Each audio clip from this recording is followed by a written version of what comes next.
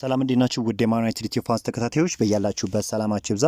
በርካታ ስፖርታዊ መረጃዎችን ወደ እናንተ ይዘን መተናል። እስከ ፕሮግራማችን መጠናቂያ ድረስ አብራችሁን ቆዩ።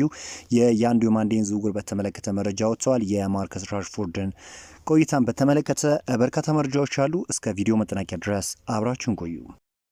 ክሪስቶፈር ቪቬል ማንቸስተር ዩናይትድ የአንድሪዮ ማንዴን እንዲያስፈርም ምክረ ሀሳብ አቅርቧል ተብሏል። አጥቂው አሁን በማንቸስተር ዩናይትድ እና የዝውውር ኢላማዊ ዝርዝር ውስጥ ይገኛል። አጥቂው አሁን በማንቸስተር ዩናይትድ ዋና የዝውውር ኢላማ ዝርዝር ውስጥ ይገኛል። ዩናይትድ የግራ ክንፍ አጥቂ ለማስፈረም ትልቅ በጀት መድቦ እንደሚንቀሳቀስም ይጠበቃል ተብሏል። ታዲያ ክሪስቶፈር ቪቬል ተጫዋቹ በተለይም ወደ ዩናይትድ ቢመጣ ለዩናይትድ በጣም አስፈላጊ ተጫዋች ነው ሲል ነው ምክረ ሀሳብ ያቀረበው። ከዚህ በፊት እንግዲህ ቤንያሚን ሼሽኮ ወደ ማንቸስተር ዩናይትድ እንዲመጣ ከፍተኛ የሆነ አስተዋጽኦ ያደረገ ሰው እንደሆነ ይታወቃልና ቤንያሚን ሼሽኮ ደግሞ ማንቸስተር ዩናይትድ ቤት እየሰጠ ያለው ነገር ሁላችንም ማስተዋል ችለናል። ታዲያ አሁን የሚወጡ መረጃዎች እንደሚጠቁሙ ከሆነ ክሪስቶፈር ቪቬል የተጫዋች የእውነት ወደ ማንቸስተር ዩናይትድ ቢመጣ ከፍተኛ የሆነ ግልጋሎት እንደሚሰጥ ነው እንግዲህ ምክር ሀሳብ እንደሰጠ እየተገለጸ የሚገኘው።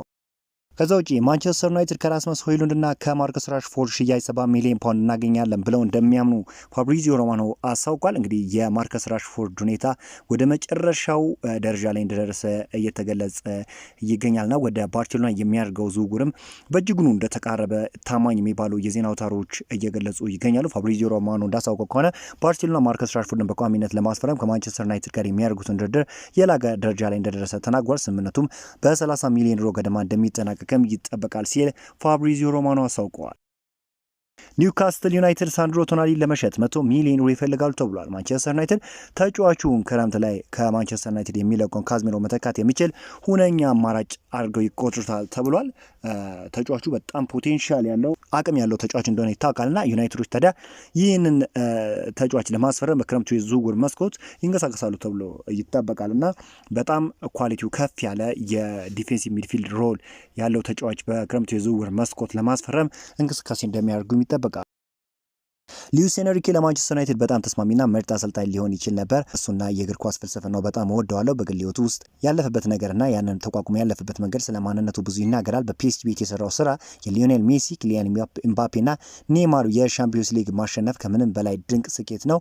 በኔ እይታ ዩናይትድን በሚያክል ትልቅ ክለብ ውስጥ በስም ብቻ መጫወት አይቻልም። መሮጥና እስከ መጨረሻው መልፋት፣ መጋፈጥ የጨዋታው አካል መሆን አለበት። ኤንሪኬ ደግሞ ይህ እንዲደረግ የሚፈልግ አይነት ሰው ነው። ይህ ቢባል ግን አሰልጣኝ ማይክል ካሪክን በፍጹም ችላ ማለት የለብንም።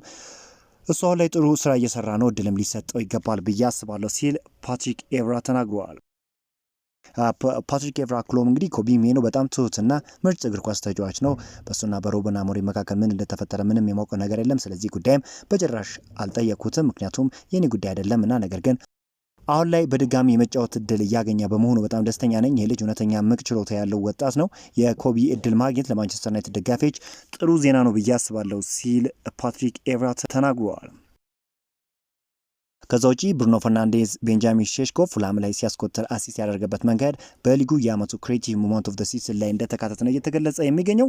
ብሩኖ ፈርናንዴዝ በዚህ ጨዋታ ላይ ብቻ ሳይሆን በብዙ ጨዋታዎች ላይ አይኪው ላቅ ያለ ወይም ከፍ ያለ ተጫዋች እንደሆነ በሚገባ ማስመልከት ችሏልና በየጨዋታዎች ላይ አሲስት የሚያደርግ እስካሁን ድረስ እንግዲህ 14 አሲስቶችን ማስመዝገብ የቻለ ተጫዋች እንደሆነ ይታወቃልና በጣም ድንቅ የሚባል እንቅስቃሴ ነው በዘንድሮ የውድድር ዓመትም እያስመለከተ የሚገኘውና የተጫዋች እንግዲህ በማንቸስተር ዩናይትድ ቤት አሁንም ይቆያል ተብሎ ይጠበቃል። ዩናይትዶች እንግዲህ ከዚህ በኋላ ያሉት ጨዋታዎች ወይም መርሃ ግብሮች ጠንካራ የሆኑ እንደሆኑ መመልከት ችለናል። ለዩናይትድ በተለይ ሚድ ቴብል ላይ ያሉ ክለቦች በጣም አስቸጋሪ እንደሆኑ ሁላችንም የምናውቀው ጉዳይ ነውና ከዚህ አንጻር ዩናይትዶች ከዚህ በኋላ ባሉ ጨዋታዎች ከፍተኛ የሆነ ጥንቃቄን ያደርጋሉ ተብሎ ነው የሚጠበቀው። የሚመጡትን ጨዋታዎች በጥንቃቄ እያንዳንዶቹን ጨዋታዎች ለማሸነፍ ጥረት የሚያደርጉ ከሆነ በቂ የሚባል ነጥብ መሰብሰብ የሚችሉ ከሆነ ዩናይትዶች እንግዲህ ቶፕ 4 ደረጃን ይዘው የማጠናቀቅ ሊኖራቸዋል ተብሎ ነው የሚጠበቀው። ቅድመ ግምትም እንደተሰጣቸው ይታወቃልና ከዚህ በኋላ አሁን እንግዲህ አስቶን ቪላን በሜዳው ነው ማንቸስተር ዩናይትድ የሚገጥመው። ያን ጨዋታ ማሸነፍ የሚችል ከሆነ ወደ ቶፕ 4 የሚያደርገውን ግስጋሴ ያሳልጥለታል ተብሎ ይጠበቃል። የቀድሞ የማንቸስተር ዩናይትድ ተጫዋች ጄዚ ሊንጋርድ የብራዚሉን ክለብ ኮሪንቲያንስን በይፋ ተቀላቅሏል። የተጫዋች እንግዲህ በማንቸስተር ዩናይትድ ጥሩ የሚባል ጊዜን ማሳለፍ የቻለ ተጫዋች ነው። ነገር ግን ይሄ ተጫዋች ታታሪ የሚባል ተጫዋች አለ በጣም አይደለም እና ተሰጥኦ ያለው ተጫዋች እንደሆነ ይታወቃል። ነገር ግን የተሰጥኦውን ያህል በማንቸስተር ዩናይትድ ቤት ታታሪ ነው ለማለት ይከብዳል እና ያ ነው እንግዲህ በማንቸስተር ዩናይትድ ቤት ትልቅ የሆነ ነገርን እንዳይሰራ ያደረገው የሚል እምነት ነው ያለኝ። ተጫዋቹ ግን በፖቴንሻል የማይታማ ተጫዋች እንደሆነ ይታወቃል። ዋይኔ ሩኒ ስለ ፖል ስኮልስ ስለሰጠው አስተያየት እንዲህ ሲል ተናግሯል። አብዛኞቹ የማንቸስተር ዩናይትድ ታዋቂ ተጫዋቾች ክለቡ ወደ ቀድሞ ክብሩ እንዲመለስ ከልባቸው በሚመኙበት በዚህ ወቅት እሱ ግን የሰዎችን ትኩረት ለመሳብ እንደሚጥር ሰው ነው የሚታየው። ተጫዋቾች ዘውትር መተቸቱና የቀድሞ የቡድን አጋሩን ማይክል ካሪክን መተቸቱ አላስፈላጊ ከመሆኑም በላይ እውነቱን ለመናገር ትንሽ ያበሳጫል። ከክለቡ ጋር ግንኙነት ያለው ሰው ክለቡን ከመደገፍ ይልቅ ለምን ማንቸስተር ዩናይትድ ላይ ጥቃት እንደሚሰነዝር ለመረዳት ይከብዳል ሲል ዋይኔ ሩኒ ተናግሯል።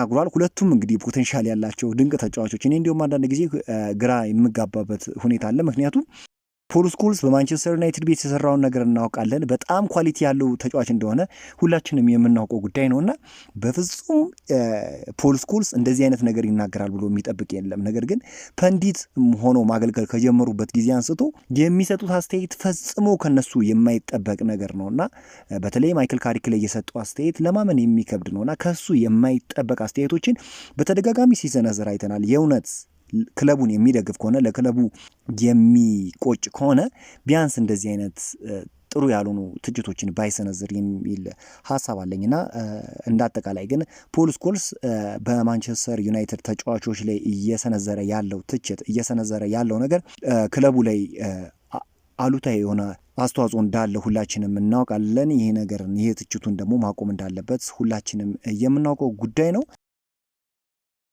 ሌላኛው ማንቸስተር ዩናይትድ ብሩኖ ፈርናንዴስን አዲስ ውል ፈርሞ ቢያንስ ለተጨማሪ 2 ዓመት በክለቡ እንዲቆይ ለማሳመን በሳምንት 400,000 ፓውንድ የሚከፍልበት የኮንትራት ጥያቄ ለማቅረብ ተዘጋጅቷል ሲል ዴሊ ሚረር ዘግቧል። ይህን ያህል ታማኝነቱ ከፍ ያለ ባይሆንም ነገር ግን ተጫዋቹ በማንቸስተር ዩናይትድ ቤት እንዲቆይ ዩናይትዶች በተለይ አሁን እየሰጠ ካለው ነገር አንጻር ዩናይትዶች ተጫዋቹን በኦልድ ትራፎርድ ለማቆየት ፍላጎት እንዳላቸው ነው ታማኝ የሚባሉ የዜና አውታሮች እየገለጹ የሚገኘው። ይሄ ዜና እንግዲህ ለማንቸስተር ዩናይትድ ደጋፊዎች መልካም የሚባል ዜና ነው። ምክንያቱም ብሩኖ ፈርናንዴስ በማንቸስተር ዩናይትድ ቤት እየሰራ ያለውን ነገር ሁላችንም እናውቃለንና ተጫዋቹ አሁንም ለቀጣይ ዓመታት በማንቸስተር ዩናይትድ ቤት የመቆየት እድል እንዳለው ነው እየተገለጸ የሚገኘው።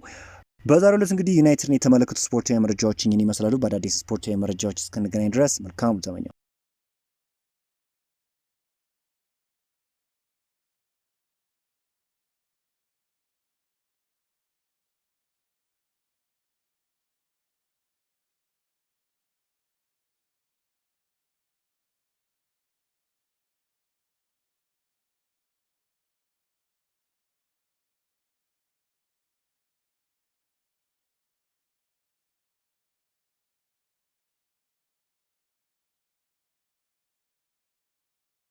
በዛሬው ዕለት እንግዲህ ዩናይትድን የተመለከቱ ስፖርታዊ መረጃዎች ይህን ይመስላሉ። በአዳዲስ ስፖርታዊ መረጃዎች እስክንገናኝ ድረስ መልካም ተመኘው።